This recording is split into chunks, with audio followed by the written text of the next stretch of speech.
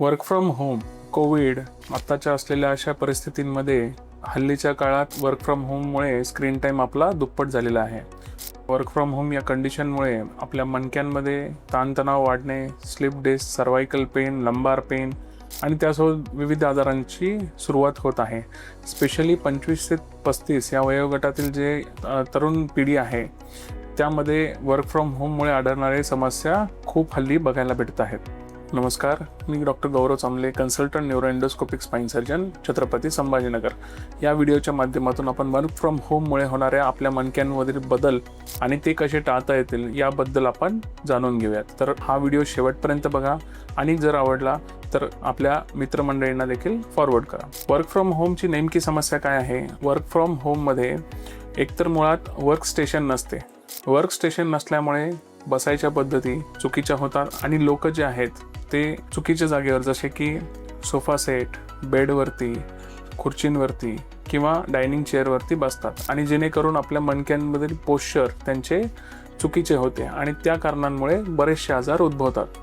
फक्त इथेच नाही, त्या व्यतिरिक्त स्पाझम्स होणे, कोणाकोणाला हातांमध्ये मुंग्या येणे, पायांमध्ये मुंग्या येणे, हे देखील हल्लीच्या काळात वर्क फ्रॉम होममध्ये आपल्याला बघायला भेटते. तर वर्क फ्रॉम होममुळे आपल्या शरीरावर चुकीचे पोश्चरचा परिणाम होतो. चुकीचा पोश्चर म्हणजे काय? आपल्या बसण्याच्या पद्धती, उठण्याच्या पद्धती याच्यामध्ये जेव्हा बदल होतात त्यामुळे आपल्या मानेवरती, कमरेवरती एक प्रेशर येतं आणि त्या प्रेशर्समुळे आपल्याला बरेचसे आजार उद्भवतात. जसे की आपल्या आय लेवलवर जर आपला लॅपटॉप नसेल किंवा आपल्या टायपिंग करताना आपल्या आर्म्सवरती जर प्रेशर पडत असेल आणि आर्म्स रेस्ट नसतील तर मग आपल्याला त्याचा त्रास होऊ शकतो. बसताना आपण वर्क फ्रॉम होम करताना कधी लॅपटॉप मांडीवर ठेवणे, पाठीमागे झोपून बसणे, त्यानंतर पायाची पोझिशन ऑकवर्ड होणे, या सर्व गोष्टींमुळे एक विशिष्ट प्रकारचा स्ट्रेस आपल्या मणक्यांवरती पडतो आणि त्याच्यातूनच बरेचसे आजार उद्भवतात. आजकाल वैद्यकीय क्षेत्रात एक म्हण खूप कॉमनली यूज केली जाते, ती आहे abnormal sitting is the new smoking. ह्याचा अर्थ काय?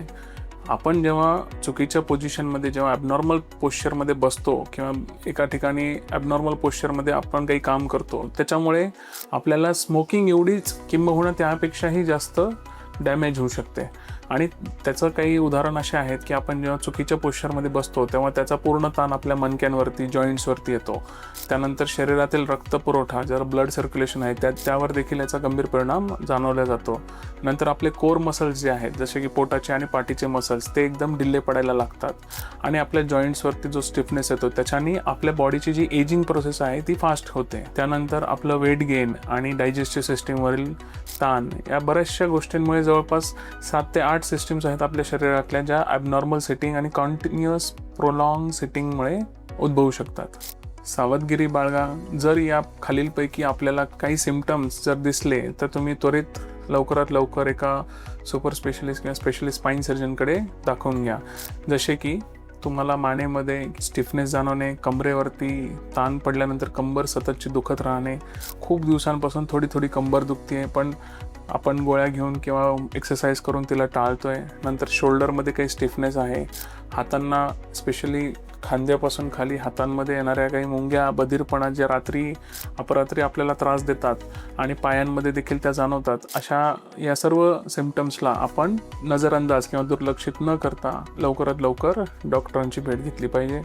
त्या व्यतिरिक्त तुम्हाला जर चालताना इम्बॅलन्स होत असेल, खूप वेळ बसल्यानंतर सहजासहजी उठल्यानंतर जर बॅलन्स जात असेल किंवा आपल्याला युरिन आणि टॉयलेटला काही त्रास होत असेल, हे देखील मणक्यांच्या रिलेटेड गंभीर आजारांचे सिम्पटम्स असू शकतात.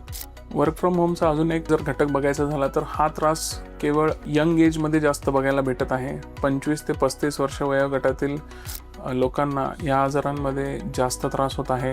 त्याच्याशी रिलेटेड असणारे content creators, long sitting IT professionals, graphic designers किंवा बँकिंग ऑफिशियल्स, ते देखील जे वर्क फ्रॉम होम करतात, ज्यांनाही हा अबनॉर्मल सिटिंग कोणत्याही प्रोफेशनमध्ये असेल त्या सर्वांना हा त्रास उद्भवू शकतो.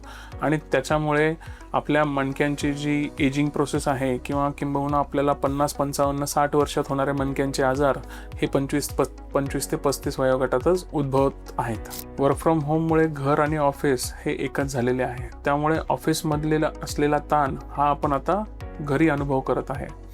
ह्याचा अर्थ प्रॉपर सेटिंग पोश्चर नाही आहे, म्हणजे ॲबनॉर्मल सेटिंग करत आहात आणि त्याच्यासोबत जर तुम्हाला वर्कचा प्रेशर आहे, तर या दोघांमुळे डबल डॅमेज होते आहे आणि जेणेकरून आपल्या शरीरावर व आपल्या ओव्हरऑल हेल्थवरती फार मोठा त्याचा फटका बसत आहे. तर मग आता तुम्हाला प्रश्न पडला असेल की वर्क फ्रॉम होम जेव्हा आपण करतो तर आपल्याला कोणती काळजी घ्यावयाची आहे. तर हे खालील काही दिलेले विशेष मुद्दे जर आपण पाळले तर त्यातल्या त्यात आपल्याला होणारा जो प्रिव्हेंटेबल डॅमेज आपण ज्याला म्हणतो, जे आपण प्रिव्हेंट करू शकतो, ती आपण वाचू शकतो. आपल्या मणक्यांची काळजी चांगल्या प्रकारे ठेवू शकतो. सर्वात महत्त्वाचं आहे, आपण पोश्चर करत असताना सरळ ताठ बसणे, पाठीला सपोर्ट असलेल्या खुर्चीवरती अर्गोनॉमिक चेअर डिझाईन.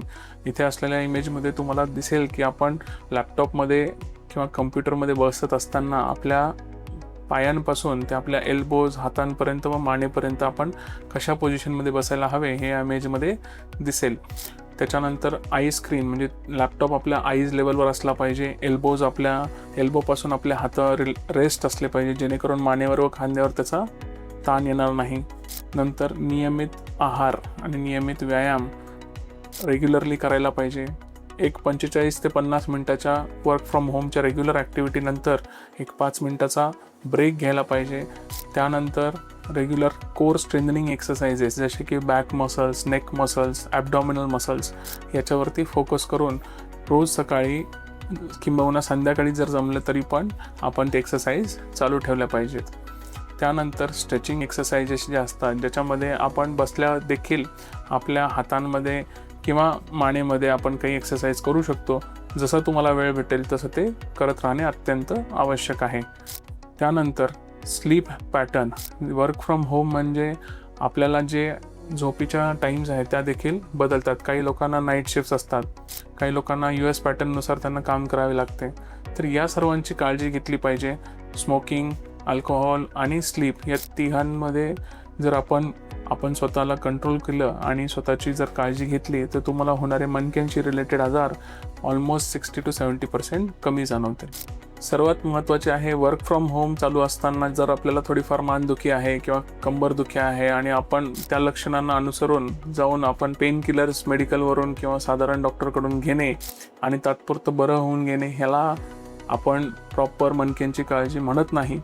हे जर तुम्हाला प्रॉपर मणक्यांची काळजी करायची असेल तर तुम्हाला कोर स्ट्रेंथनिंग एक्सरसाइजेस, एका एक्सपर्ट डॉक्टरची ॲडवाईस, प्रॉपर डाएट चार्ट आणि पोश्चर, अर्गोनॉमिक पोश्चर ह्यावरती सर्वात जास्त फोकस करायचं आहे.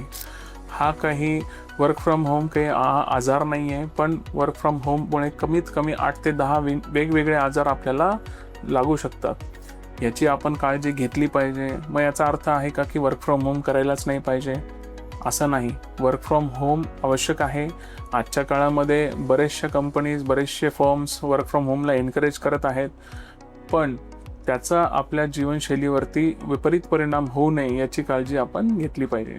जर आपल्याला वर्क फ्रॉम होममुळे फायदा न होता नुकसान होत असेल तर वर्क फ्रॉम होम करूच नका. जर तुम्हाला वरील सांगितलेल्या गोष्टी पाळायला अवघड जात असेल तर तुम्ही वर्क फ्रॉम होम टाळा, हेच मी तुम्हाला सांगेल. या व्हिडिओच्या माध्यमातून आम्हाला वर्क फ्रॉम होमच्या आजारांमध्ये होणाऱ्या महत्त्वाच्या काही बाबी तुमच्यासमोर आणायच्या होत्या, म्हणून हा व्हिडिओ स्पेशली याच्यासाठी बनवण्यात आला आहे.